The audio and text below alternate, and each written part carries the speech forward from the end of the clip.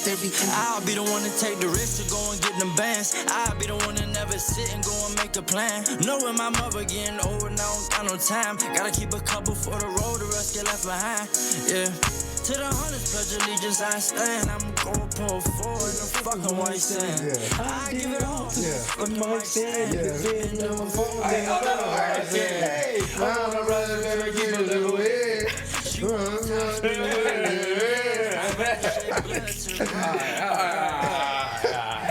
Yo, what's the deal, y'all? Hope all is well. Welcome back to another episode. I'm Dude. I'm Omar. I'm Devi. And I'm Jalan. And this is another episode of the #1 podcast in all Los Angeles, Nice and Neat. As you can see, we have a very, very, very special guest.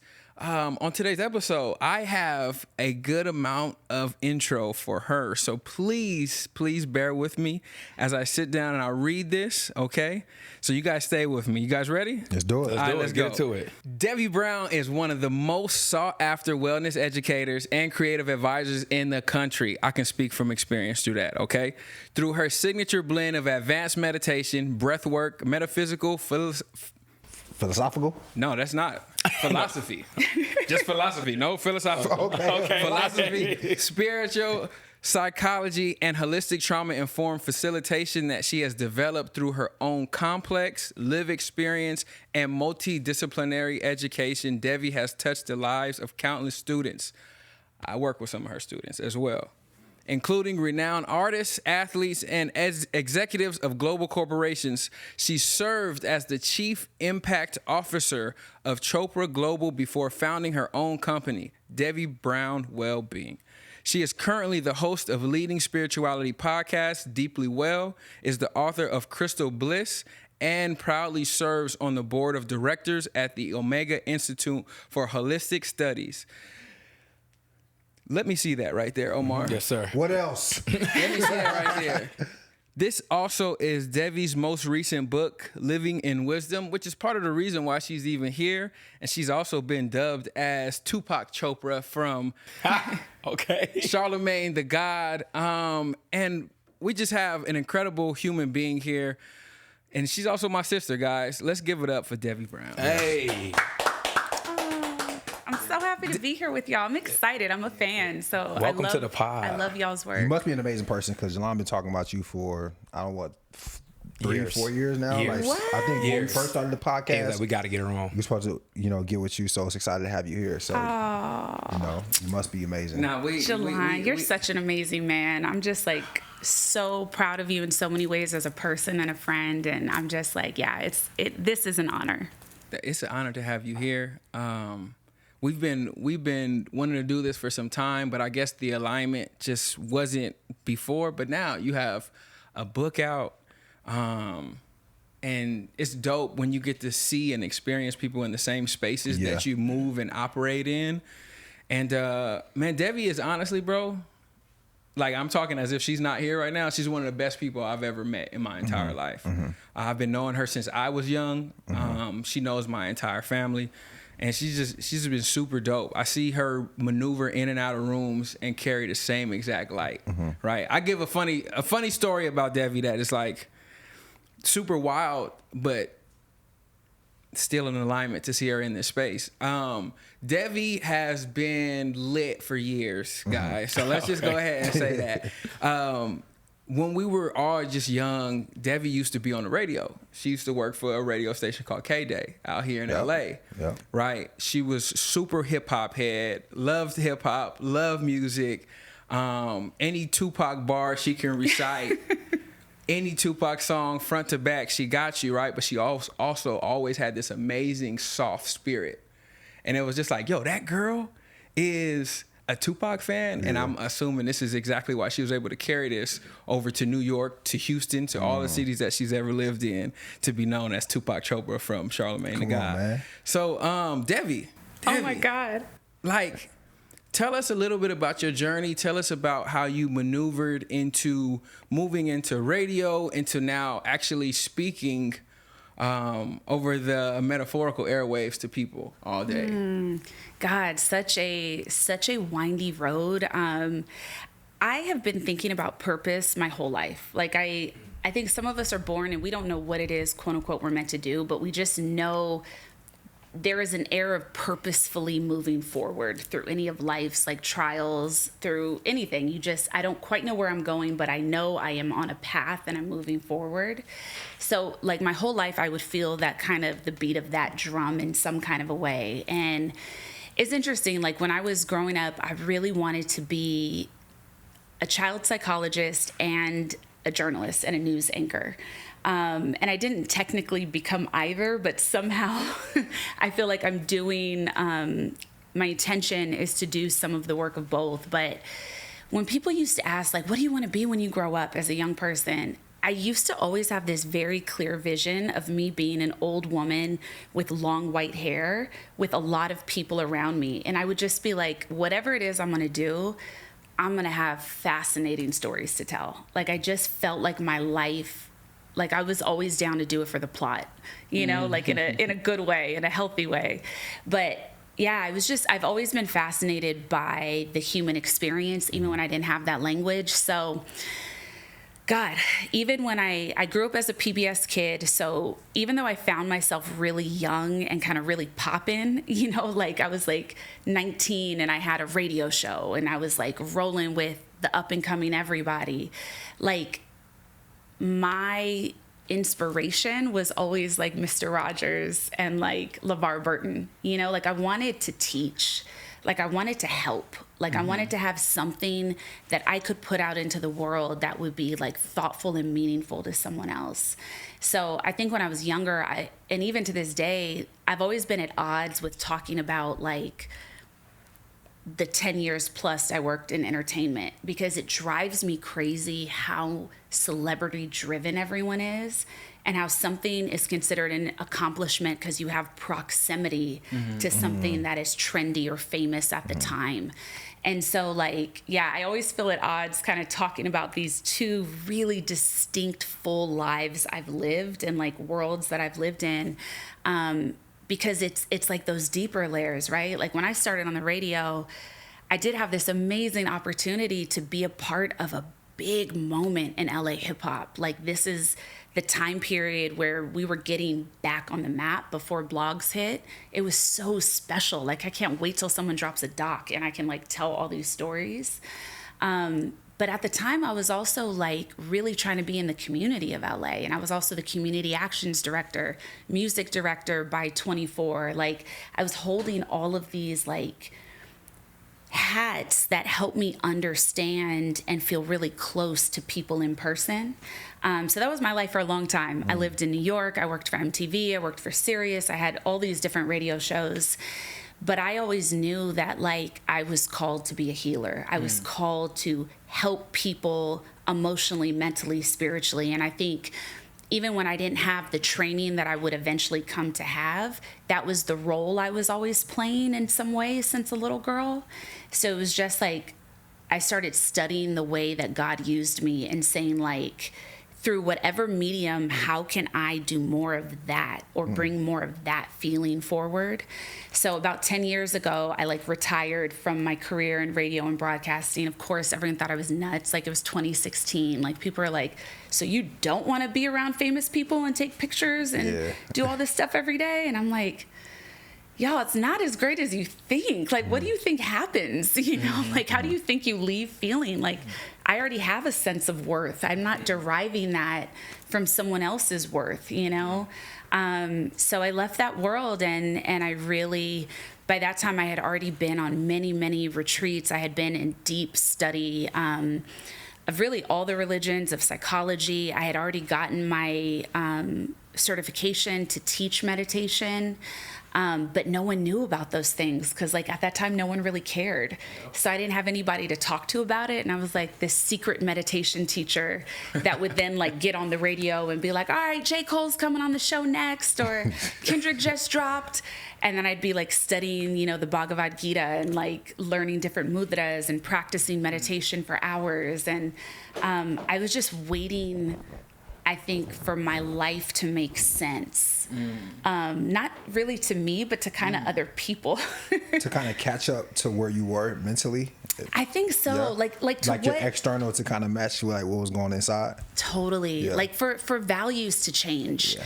And so I think it's been me. We were kind of talking about this before the show, and I'm gonna hush because I used to be on the radio, so like talk. It's great what you're doing right now. Okay, Please. I was like, I'd be talking. I was like trained old school style where you just go and you just like, but yeah, I've been thinking about that a lot because like 2020 was so remarkable, and I know the history books will talk about it in like 20 to 50 years. Like in a lot of ways, there's been a lot of kind of destruction and hardship since, but it opened us up mentally and emotionally in a way that's never happened. And like, I feel like God really divinely ordered this like emotional evolution and revolution that's happened for so many of us. Cause I think even for men, like I noticed when Kobe died, that was a paradigm shift for men globally. Like there were men that had never cried that hero. were Right. devastated because it's one of the most tragic things most of us have ever heard of. Like it's not even for me it's hard to even remember Kobe because you have to remember that part, and it's just like it's unfathomable. It really did start with Nip for a lot of men, and especially in LA, because when you saw that take over the Staples Center, his funeral, you know, his homegoing, when you saw different gang members reconnecting or people just grieving out loud, you know, in the Black community as a culture, and it went global, like just global icon instantaneously. And then right after that, Kobe goes, and Kobe was tied to men's childhoods, right? That is tied to like some of your first core memories, or like the way you play, the way everything. And I feel like God was honestly there was opportunity in those tragedies for people to awaken emotionally like they never had before. And then we hit 2020 and everyone is inside with their feelings. And it's like, I don't know, like I'm excited for us. I think like, and that's when a lot of the work I had been doing for a long time became really necessary. And I felt so grateful to be prepared to at least, like, not that I'm light years ahead, I'm a flawed human, but to have practices, to have certain understandings that could be really useful for people as they were at the beginning step of their evolution. And so do you feel like, okay, so 2020, right? Do you feel like the byproduct of 2020 was more positive than negative? 100%. Really? Oh my God. Without a shadow of a doubt. But I also think it depends generationally. Wow. I think for people that are like maybe right now about 30 and up, I see so much benefit. If you were younger, there is a lot of hardship that I don't quite understand right now that I think we're figuring out. So right? why for people like us that's 30 and up? Well, because we were already adults. Like we had already hit certain milestones. Like we'd gone through graduations. We'd had a certain amount of I'm outside as an adult. You know, like you had practice being yourself. You know, and then it's like for a lot of us, you either met yourself emotionally, and I know for some that was scary, and for some people they hated it, but you had to go certain places. And then I think for a lot of people too, it taught them how to not seek so much external validation everywhere. Like when it's just you and your four walls, and you can't hide behind what you wear, you can't hide behind what you're invited to, who you're around, like you can't hide. It's just you. I think so many people came out of it differently, even in terms of like our work atmosphere. A lot of people who might have struggled with relationships in the workspace got to work from home. You got to be completely at ease, right? Your nervous system wasn't dysregulated because you're surrounded by your comforts, the things you know well. So it's like you're bringing a different version of you to these Zoom meetings, you know? People are getting close in different and new ways. You're sometimes talking to strangers about some of your deepest stuff, and none of us would have ever done that prior. So, yeah. You said in 2016 you retired, and in 2020 you felt like the work that you've been putting in really came to use. Yeah. At that point, now we don't know. We're all listening and learning right now from you, so we don't really necessarily know what that work entails. But by any chance, did you deal with, in any capacity, deal with any imposter syndrome, dealing with people that used to know you as this radio host, but now as a coach in the world of wellness, meditation, breath work? Like, What was that? Walk us through what that thought process is like, God. because I know what it's like to feel like to be an imposter in a new territory, and I feel like all of us kind of feel like that, and I feel like this is always a beneficial conversation to have. No, thank you for that question, because I don't think I've been asked that before, but I think, you know what's interesting? I wouldn't say I felt imposter syndrome. I'm someone that has like a very bizarre amount of inner confidence, like, and I'm very highly adaptable. So like, I'm somebody that moved around every couple of years to completely new environments. So I always had to kind of like show up in a room or like self-soothe if like that wasn't my space. I think a lot of people sometimes may be confused about what is imposter syndrome, which is usually felt as like deficit or lack or fear you're not enough, versus what is the feeling of something being genuinely really new and completely unknown. Like usually to me, more than imposter syndrome, it's fear of the unknown. Yep. Who am I next? What am I now? You know, what is this going to lead to? Who will I become? Like, these are all questions that we all fight to control so often when we're crafting our identities and our perceptions. So I feel like I had massive struggles, but it was more so, I think, a struggle of being seen as I am. Like at the height of culture at that time, everybody was so validating with external sources. Everybody was about, look at me, how am I presenting, how fly am I, look at my content, but it wasn't always about skill, right? Like it was just kind of like, a lot of people see me and look at me, but what am I adding to the earth, right? Like what am I adding? But that was what was valued. So as someone that has kind of, I don't know, I guess I would call it counterculture or like non-traditional way of being, like that is the norm, right? It's like caring about your social media persona, and it's like creating perception, building yourself as a brand before you build yourself as a person.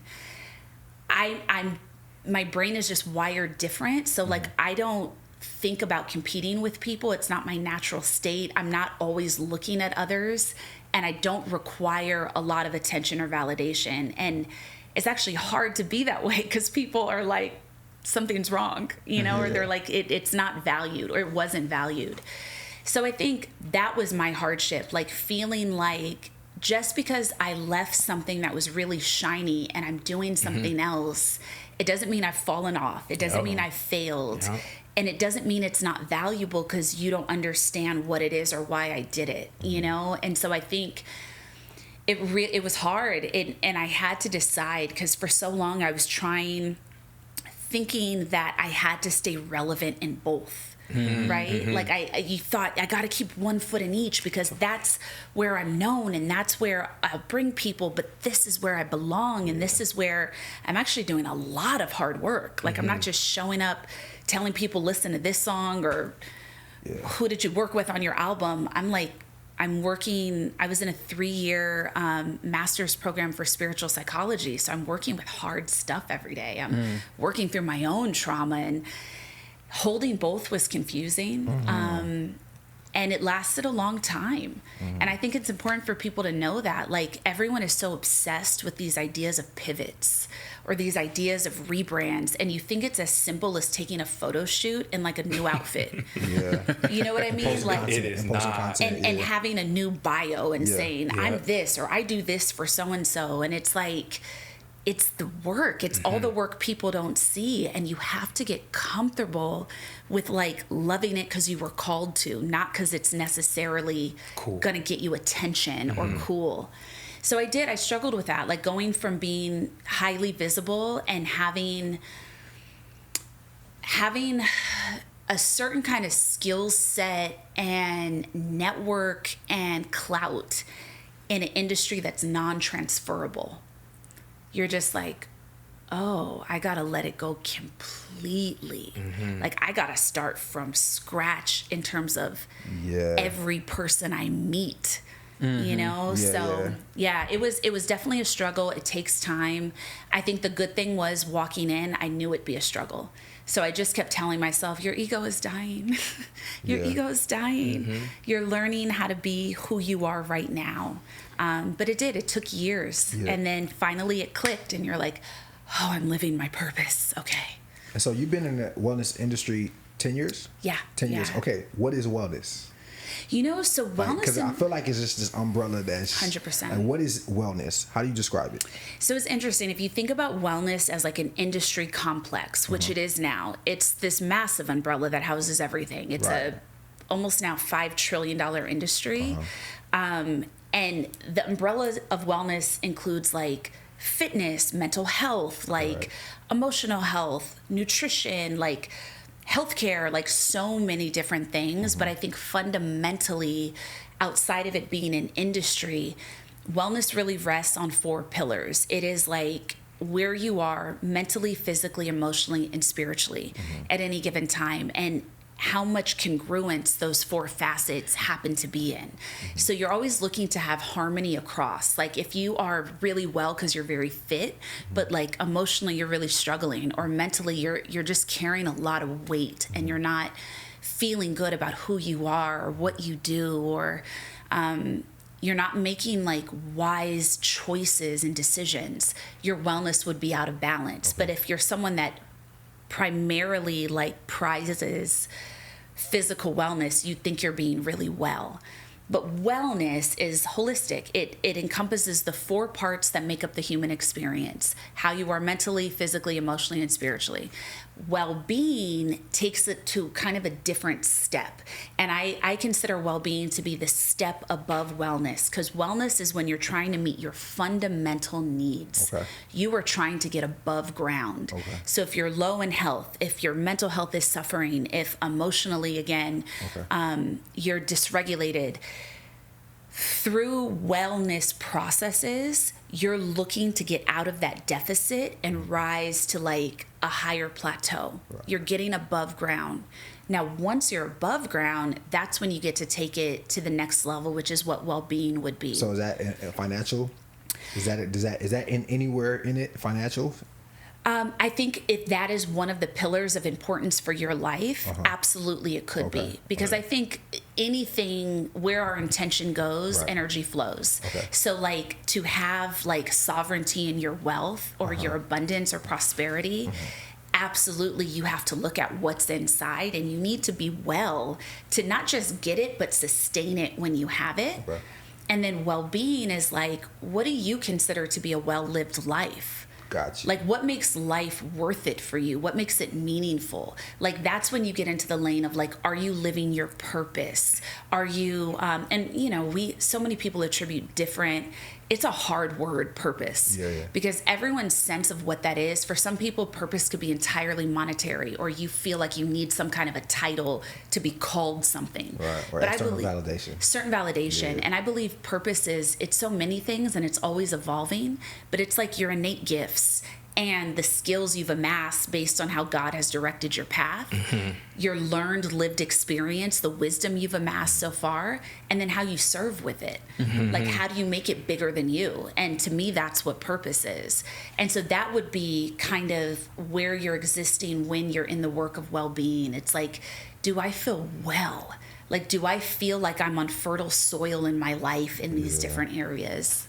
Something that you said that really resonated with me, and I think the fellas can speak to this as well, is I think men typically define their self by what we do or what we can produce, right? And I don't think emotionally that would be really filling that bucket, right?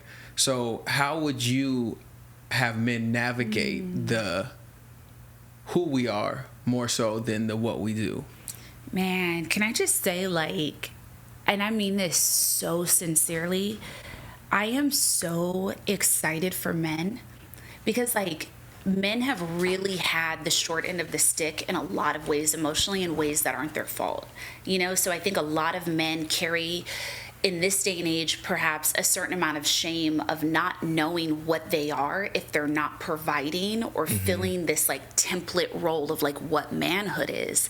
But that's because society has impressed that ideal on them. And so many parents, whether loving or not, you just go with societal tropes. So you just say things like, you know, man up, stop crying, like, or focus on this, or you don't make room for your male children to have an emotional life and an emotional experience. So I think like for so many men, it's such a special time because, and even when I think about like the work y'all do on your show, right? Like that's elevating the consciousness of men. It's creating space for men to explore what they are and who they are. And this has never happened before. Like I know now that content is so saturated, we think things have always been, but like the kind of conversations y'all have, the kind of ways that men are able to take up space now and express how they feel about things or learn how to feel for the first time. This is new. This is like the last 5 years, you know? Mm-hmm. So I think like for men, the work is really like in meditation, in primordial sound meditation, which is what I've studied for many years and practiced, you ask yourself 4 soul questions. Who am I? What do I really want? What am I grateful for? And how can I serve? Those are the questions of the soul. And I think now men get to ask themselves that question and wait for the answers to arise without just having to fit like kind of a cinematic role or like be a rap song or like, you know, live whatever these stories that have been surrounding us are. But I think the first step would really to be to like what do I think is worthy about me? Mm-hmm. Or where do I think I'm not worthy and why do I feel that way? A lot of times the way to figure out who we are, instead of piling on more, it's about like becoming more with less. And it's like asking yourself the questions about the things you're ashamed to share. You know, like, why do I have that behavior? Why do I feel, you know, powerful when I do this, when I'm dominating, or maybe when I'm treating women in an unkind way, or when I'm seen as this, or when I own this? Asking yourself questions about the things you value and why, and asking yourself questions about the areas that you're judging yourself as deficient with curiosity, I think would be such a beautiful start. You had a interesting, I mean, it's a really, really big part of your book. It's called From Wound to Wisdom. How did you get there? Because I think it's really interesting when we all know we have wounds, right? And I don't think all of us believe that we can have wisdom about our wounds. So how did you get to that space to even be able to define your wounds as wisdom? Wow. So walking to the table, I know that everyone shares their own belief, and I'm not looking to infringe upon anyone's understanding of their higher power. But to me, I believe our wounds are like the point of being here. It's like getting wisdom from your wounds is the point. And I think so many of us leave so much life on the table because there are doors we don't want to open and places we don't want to go. Mm-hmm. But to me, that would be a life unfinished because you're leaving with like unanswered questions, right? Like you're leaving with unprocessed material. So I think there's this path in different spiritual traditions, or even like people that love astrology would know this term, but this idea of being a wounded healer, this idea that exactly where the hurt is how you're meant to serve people. It's actually where your purpose resides. So every time we choose to dip into a wound and really look at it, and for some of us, there is significant trauma in our lives. So for some people listening, that inside may really be kind of like retreating or withdrawing because only you know what happened to you. You might want to seek additional help and presence to hold the weight of whatever it is you need to be with. But it's imperative, I believe, that we find the space, the support, and the courage to be with the parts of ourselves we're afraid of and talk out loud about the things that give us shame or that we'd be scared for people to know. Once we get that out of the way, like there's room for so much. Mm-hmm. Like it's hard to be who you are and actually achieve what God might really want you to have, right? Mm-hmm. If you're concealing, you know, like it's hard to be who you say you are if you know, yeah, but that's off limits. No, but that part's a secret. I'll never talk about that. then you're walking into rooms and there's always a part of you that's like hidden. There's always a part of you that's locked away somewhere that someone can't get to. And sometimes that shows up in relationships, right? Mm-hmm. Like all of a sudden you're now putting on all these different behaviors to keep someone away, when sometimes it's as simple as having a trusted space to say what happened and why you're afraid. Your bag is deep. And we're learning a lot from you, and like seriously, it's a pleasure and an honor. You don't become a good teacher or a coach without having good mentorship or a good coach yourself. So I know Jalan mentioned earlier in your intro, Charlamagne nicknamed you Tupac. Yeah, Chopra. Tupac Chopra. Chopra. Yeah, I want to talk a little bit about your relationship with Deepak Chopra, right? Because I feel like he is one of the juggernauts in the wellness industry. Say that. He is someone who is highly revered and respected.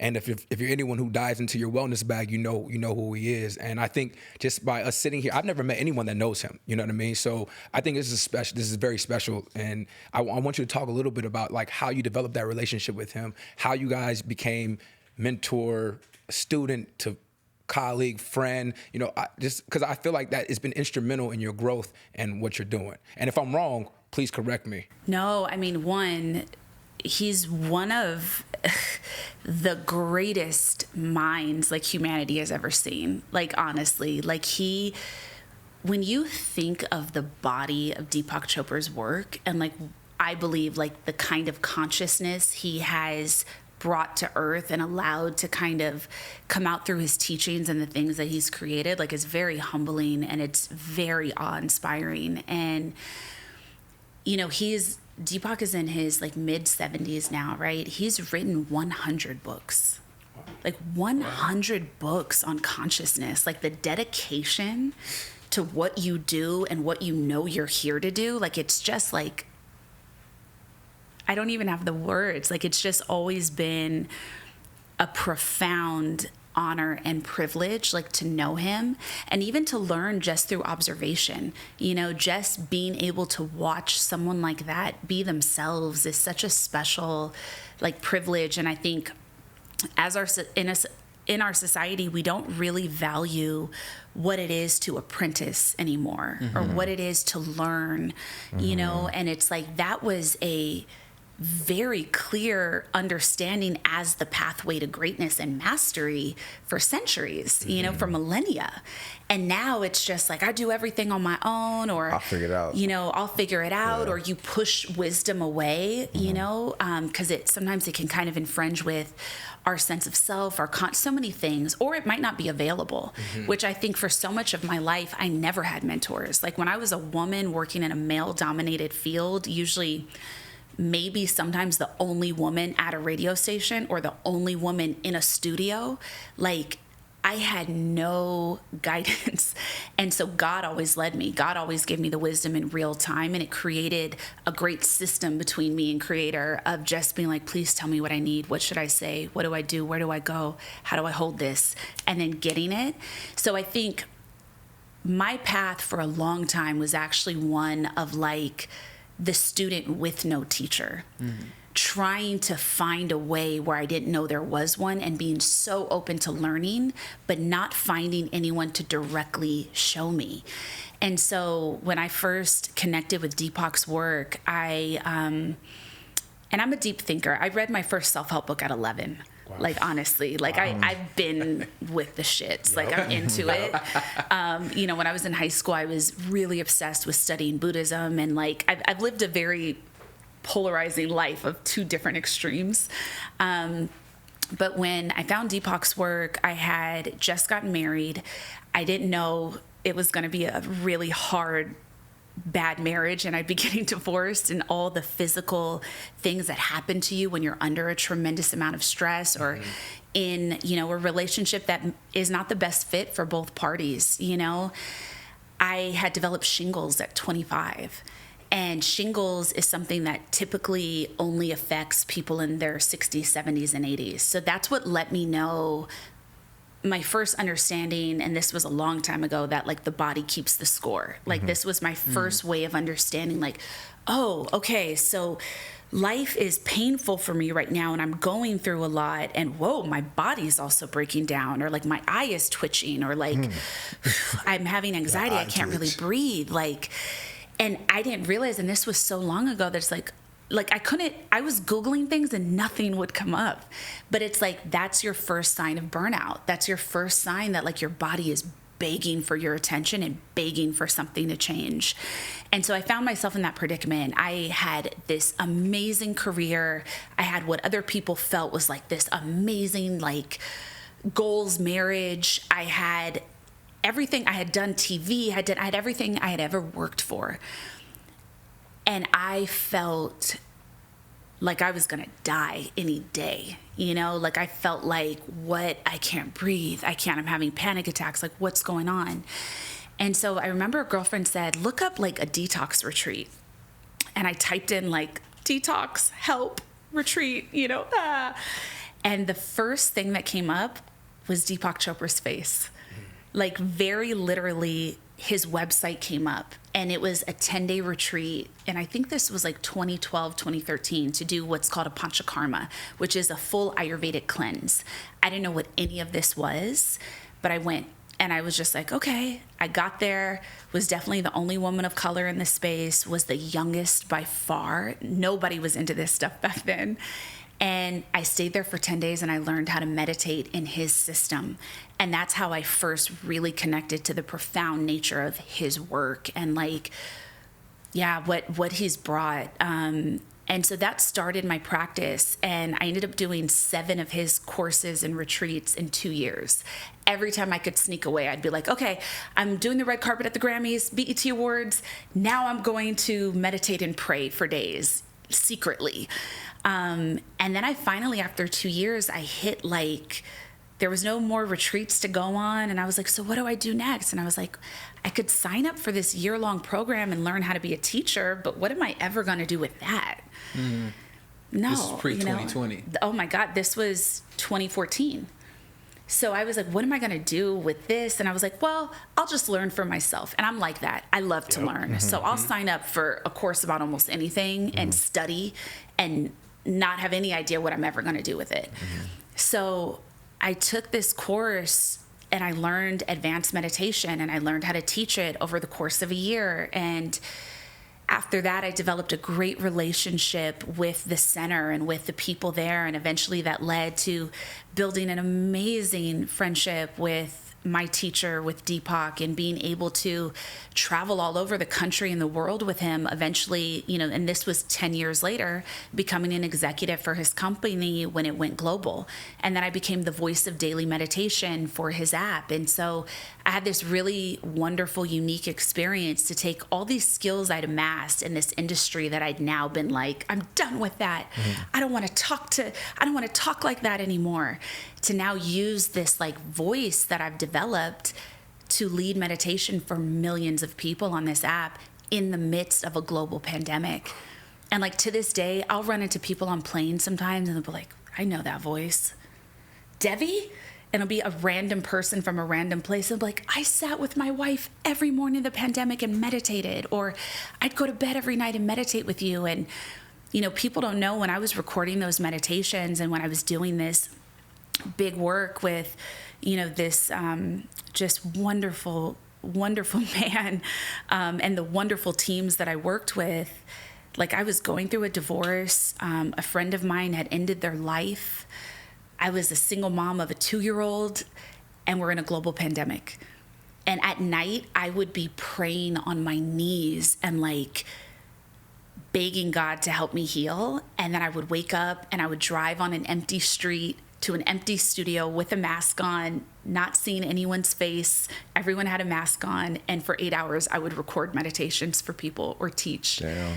And it was like, wow, like grief and purpose can exist at the same time. Like you're living a double life. Yeah, truly. That's what it felt like inside. Like grief and joy can exist at the same time, because it was also one of the most powerful, empowering, kind of happiest moments of my life where I was like accomplishing some of my greatest dreams and desires to serve.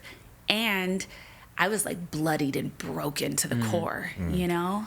You said something that was really interesting that I kind of usually hear people conflate, but you said it as they were separate. What is the difference for you between prayer and meditation? Gosh, this is so good. Like, I think this is where a lot of people, especially if they think meditation can maybe interfere with their faith. Like, I love to talk about this. Like, so a saying in the meditation world is, you know, prayer is when you talk to God. Meditation is when you listen to God. I think sometimes in our relationship with God, and this is through my system and my belief, but I think sometimes we get so programmed to just ask for so much all the time. Like, we're always asking. Like, we're always asking. And sometimes we're asking for stuff we know we're not ready for, right? And so we're skipping developmental steps. We're not building the character that allows us to take in what we're asking for. And I think so often we are throwing our wants and needs and desires at God, but we're not creating the space to listen to his guidance on how we actually do that or become that or rise to the occasion of like what's in front of us. And so I think in other religions, you might, outside of Christianity, you might call the act of meditation like contemplation. You might contemplate on God's word. Meditation, you're really looking to create the space to be what's called the observer. When you're in the role of the observer, you are completely neutral and non-reactive to what's happening in your world.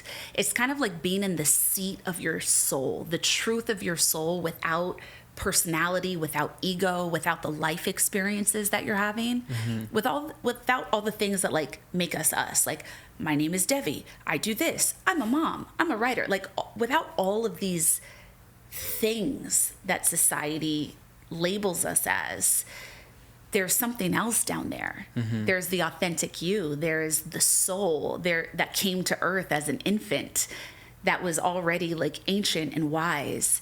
And so when you're meditating, it's not that you're looking to release thoughts. It's not that you're looking necessarily to not think or be in this perfect void. You're looking to create a moment where you're in between one thought and the next thought. That is the space like where God speaks. That is the space, I believe, where miracles happens. That is the space where you greet a version of yourself you're not trying to control or you haven't already labeled as something. It's a space of non-judgment. It's a space of pure creation. And when you're in a meditation practice, it might only last a couple seconds out of 30 minutes. But that's all you need. It's infinite potential in that second. It's all you're looking for. And I found that when I am in conversations with God in my life, meditation, when I'm able to really regulate and drop in and sink in, I'll get this like download, this like burst of knowing, this clear understanding of the direction God wants me to take. And it doesn't have to take a lot of words or symbolism. You're just like, got it, you know? And so, yeah, meditation is the space where you're looking to be the highest, purest version of yourself that isn't locked into an identity and that isn't shaped by all of your wants and desires and needs and traumas. You know, it is that really clear, neutral space where absolutely anything can be created for your highest good. Yeah. What would you say the number one thing is if I want to increase my wellness or increase my well-being, all right, and just blossom in that space? What's the one thing that that someone would need to know that I would need to work on? I would say the very first thing is like work on your emotional regulation. Like work on those kind of inner feelings that maybe people don't always see. And I just want to say this is lifelong work. No one is expecting it to be done in a weekend or even a year. Like when I have new kind of facets of myself I know I'm being called to work on, I'm like, okay, this will take about 2 years. Like I'll be able to get to that version of myself in the next 2 years. That's where I'll go. So I think for most of us, the thing that gets in our way with everything is that we're constantly being triggered by things other people aren't aware of, right? Like anything. For some of us, literally anything could trigger you. The way someone looks at you, the way someone talks to you, the way, you're imagining they perceive you.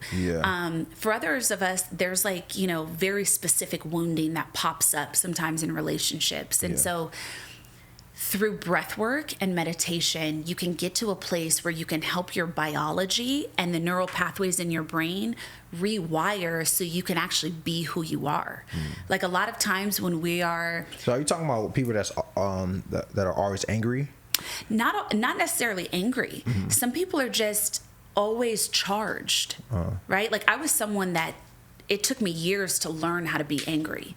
Like I would go to rage rooms and practice being angry because anger isn't a natural setting for me. But I knew that enough hard things had happened to me that I should be angry. So then I investigated, why can't you get angry? And I worked on that. So not necessarily so you were anger. like suppressing your emotions. Yeah. Okay. Yeah. And sometimes like, especially if you are kind of innately someone that people goes to, you don't always know that it's suppressed. You think you might just be above it, or that just might not be who and what you are.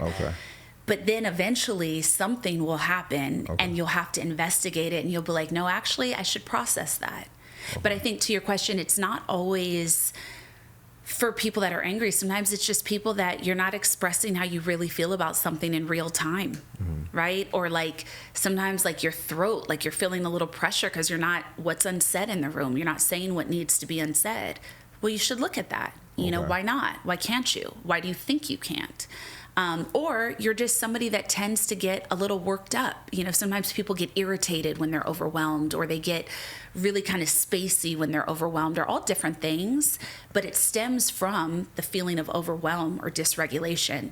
And I think when we learn to harness that, and breath work is a really fast and easy way to get deep inside of yourself and get in your body, when you kind of learn how to not be reactive to much of anything that's happening around you, from that space of power, like anything good can happen for you.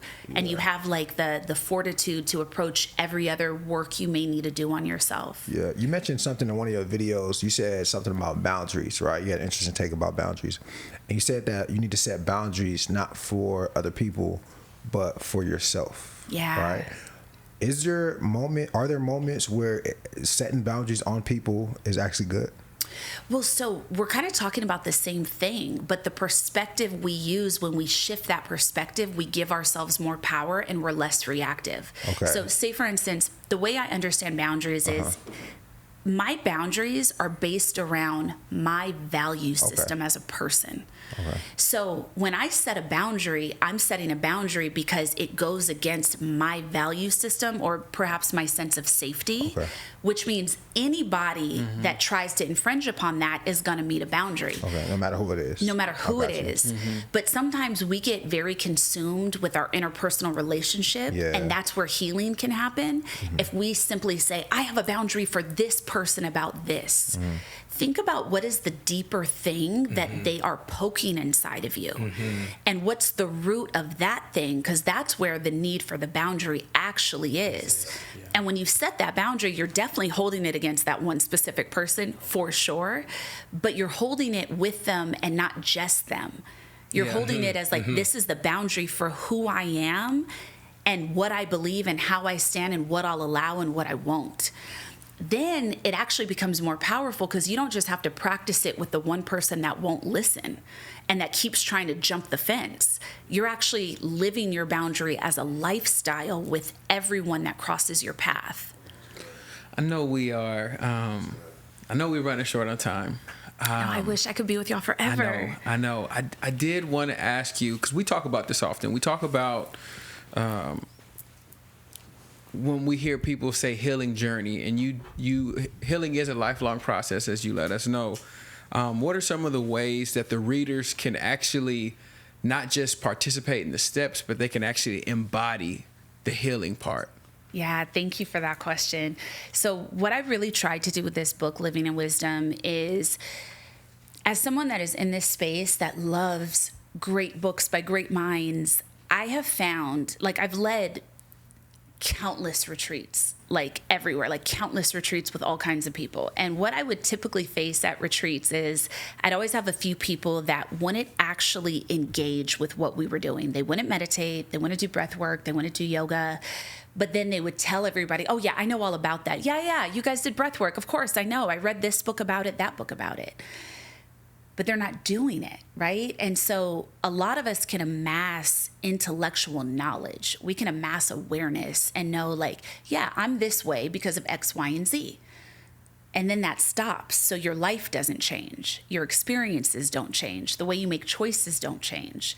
The only way that you change after reading something that was important for you is by practicing what you read and actively approaching yourself with a mindset of making new and different choices. And you'll know healing comes into your life when your experiences change. When you're no longer working out the same pattern with different people, but you're having completely different experiences altogether because you've now completed whatever that cycle or pattern is, and you can move forward into new things or new spiritual curriculum. And so in my book, what I really wanted to do is give people deep, comprehensive understanding about themselves, ideally tools to help them on the journey. But then we have an entire second part of the book, which is practices, which is me walking people through different meditations, different physical postures or yoga asanas, through different breath work, through journaling prompts and self-inquiry, and saying, like, as you're reading this, stop right here on this chapter, because I know it's hard for you to read this part of the book. Take a deep breath, breathe. This is why your body is responding in this way. And I think the more information we can get about how connected our emotional world and our physical world is, like, the more we can truly do for ourselves to evolve in our lives. But without that connection, without bringing it down from our head, what we've learned, what we've come to know, without bringing that down in an elevator down to our heart, nothing about our life changes. Nothing about our relationships change.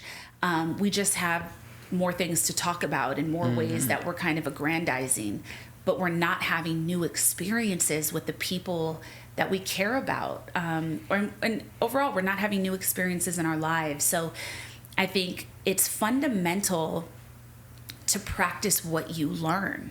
We know that in school, right? Like, you have homework for X amount of weeks before you take the test. You got to get proficient in it. You got to get some practice in it. It's the same thing. Like, if you want to change something about yourself, you have to have the courage to experiment out in the world, to try it out in low stake environments, like when you're having small interactions with people in the street or community, or your barista at Starbucks, and also in, like, being really diligent and devoted to doing those hard things with the people that trigger you, and sometimes letting those people go if that's what's necessary. But you have to be in practice with what you're learning, and you can only do that through being in community and acting things out with people, and sometimes getting it really wrong, or sometimes, like, just pushing yourself through the discomfort. Like, I always tell people, when you're practicing something new, especially for people pleasers, this is so powerful. Like, anybody that gets anxiety sometimes about maybe responding to work emails or saying what you really think the way you want to, just because you feel the anxiety doesn't mean you're wrong. And it doesn't mean you're doing it wrong. It means your body is learning how to regulate when you are who you say you are. Right? Like, your body is learning how to actually feel safe in this new life you've created for yourself. But usually we'll feel that charge and then run and be like, nah, let me just stick with what was going on before. But I always feel like if you stick with that hard charge, like, 3 times in a row, you break the pattern. That's what I found to be true for myself and other people that I've worked with. Like, do the hard things 3 times and God will let you do it. Like, you'll see, like, dang it, I just finally did that, and now this is coming my way, and now this. Oh my God, you're blessed. Like, it's an invitation to get fast practice in. Instead of having to wait until the next person you run into, maybe next month or next year. That's perspective right there, boy. God is giving you an opportunity to get in the game fast. Hello. and to like get all the practice off. Try every move you've learned in real time, rapid fire, so that you can gain proficiency. But every time we skirt away from our obligation to be honest in our expression, every time we skirt away because we feel uncomfortable, we're like, oh, well, I don't know how they're going to feel, or I don't know how I'm going to feel. We are missing significant opportunities to do the healing, to do the growth, to have new experiences. Wow. That's good. That's good. Damn, Debbie, that's good. I can't believe we got to end this thing right now. This is crazy. Damn, Debbie. So This was so great. why should people read this book? My desire with that book, I say, when I talk about my book, I say it's a dance between grief and joy. And that's the name of one of the chapters in it. You know, life is hard. I want to be very honest about that. People think if you're in a wellness lifestyle, listen, I don't do wellness just for Instagram. I'm not sitting here smiling, telling you like, do this, see, I love it so much. Yeah. Like, I was in the trenches, like crying, doing most of this stuff, like, you know, like forcing myself through it. So I think it's important for people to know life is always grief and joy at the same time. Always, always, always. So it's so important to stop feeling broken or deficient or shameful because it's not happiness 24/7. That doesn't mean life isn't working, right? This is what we're here to do. When has there ever been peace on earth? When? We keep running for these ideals that have never been true for the human experience instead of accepting what is in front of us. And when we accept what is in front of us, we have the power, right? Like we can co-create so many different realities for ourselves and other people. So my desire with this book is to help people feel comfortable with the grief of life. You know, I find a lot of joy in talking about grief. I love to help people working through grief. Like, grief is such a holy emotion, and we're all just searching for happiness, and we're leaving a lot on the table because you can't truly feel happiness and joy if you refuse to feel other things. Okay. Like, you gotta have it all. Yeah. And so don't leave the joy on the table by running from your grief. And so this book, my desire is to help people make life feel more worth it. Like, get through this very confusing, complex thing that it is to be alive, and know that it's like that for all of us. And like, how do you transform it for your purpose and for who you are? Don't leave joy on the table by running from grief. Yeah. Debbie, where can people find you? Hit me on the gram, even though I'm not that great at posting, because God, I hate social media and I can't wait to delete myself from the internet. But my handle is at Devi Brown. And I have my podcast, Deeply Well, and of course my book, Living in Wisdom. But you can get through all of that if you just go to my Instagram at Devi Brown. Okay, perfect. Debbie, we thank you so much. It's been an honor and a privilege, fellas. Yeah, it's been good. My heart been beating fast this whole episode.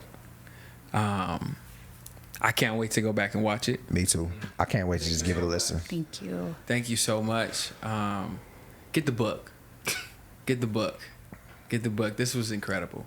Thank you so much. And the book is for men and women. Okay. Like, just for any guys listening, I don't want you to think because I wrote this book, it's like just for women. Like, it's specifically written to really meet the needs of everybody. It is not a girly book at all. I see praise from Andre 3000. Big Sean on there. Big Sean on there. Okay, so yeah. Hip hop influence heavy on there. Yeah. Okay. So much gratitude for them. One thing I do know about Devi, like the spirituality and the healing, like, it's still great. She about it. But she is entrenched when it comes. Now, all jokes aside, like, going back to her radio days, the fact that the streets embrace her the way that they do tells me how genuine she is as a person, because the streets could sniff out nonsense from a mile away. And Devi really liked that. Okay. She really liked that. That's all I want to say. She got layers. She has lived.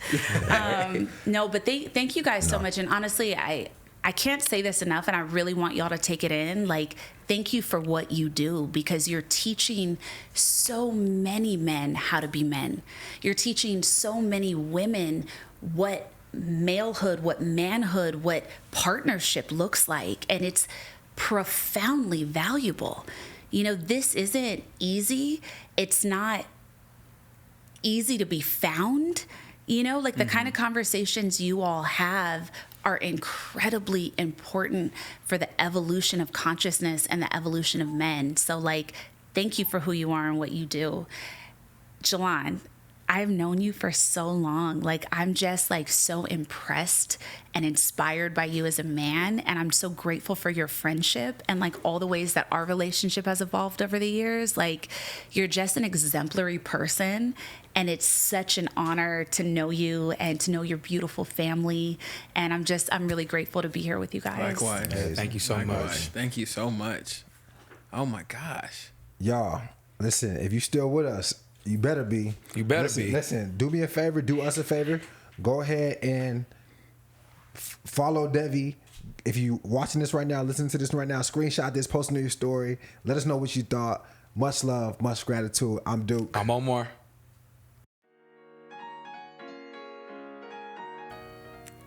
I'm Debbie. Yeah. This is another episode of Nice and Neat, and that's that on that. I'll be the one to take the risk to go and get them bands. I'll be the one to never sit and go and make a plan. Knowing my mother getting old and I don't got no time. Gotta keep a couple for the road, the rest get left behind.